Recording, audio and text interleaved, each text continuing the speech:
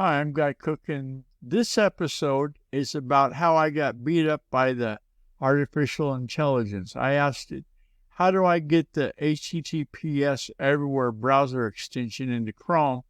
And so it wrote up a bunch of instructions on how to add it to Chrome. So I went to the Google Play Store, full expecting to see it extension there, and guess what? They don't make it anymore. You know why?